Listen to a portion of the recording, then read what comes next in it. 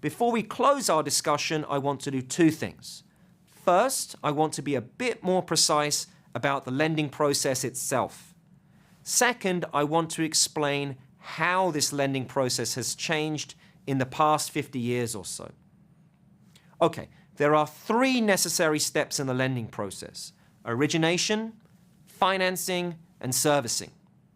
Origination is about granting the loan. A loan officer will meet with a client and determine whether they are creditworthy. This will involve a careful analysis of the borrower's financial situation or business plan.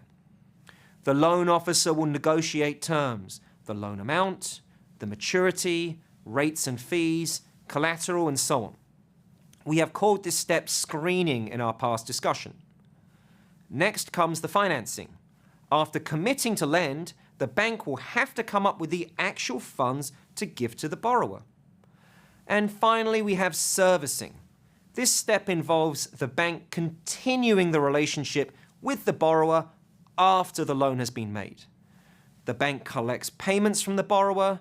The bank monitors the borrower's progress and financial condition to maximize the chances that the bank is repaid in full.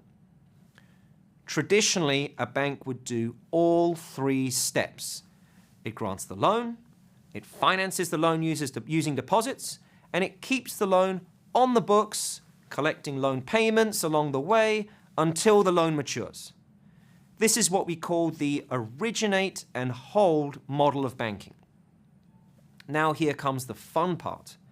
In the modern era, each of these three steps can be separated out into what's called the originate and distribute model of banking.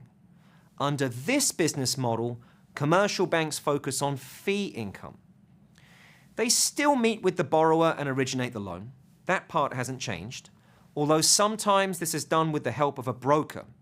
In the mortgage market, you might have run into an online broker that connects you with a lender for a fee. Some other financial institution provides the financing that pays for your house. This can be an investor such as an insurance company. Or there could be an extra step in this process called securitization. The bank may do the servicing, but even this is sometimes outsourced. Rather than making your monthly payment to the bank, you make it to a mortgage servicer who then passes that payment on to the investors. Why do this? Well, if some banks are really good at minimizing information costs and approving the best borrowers for loans, then the theory of comparative advantage tells us that they should focus on that activity. And some other silent partner can come along and provide the dollars. This is what the originate and distribute model is all about.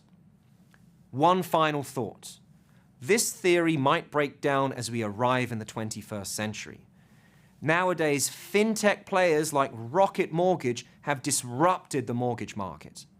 As a consumer, if I am refinancing my mortgage, or if I am a great borrower that meets a certain quality threshold, then I can quickly and conveniently get a loan from an online lender.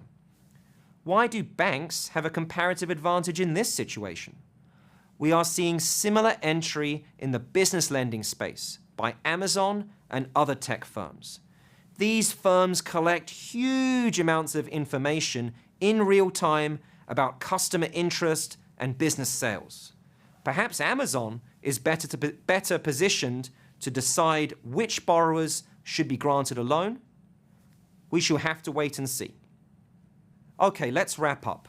In this session, we took a close look at the commercial banking business. We described how banks borrow and lend. We made the distinction between retail and wholesale banking. Retail banking is about raising funds and lending locally.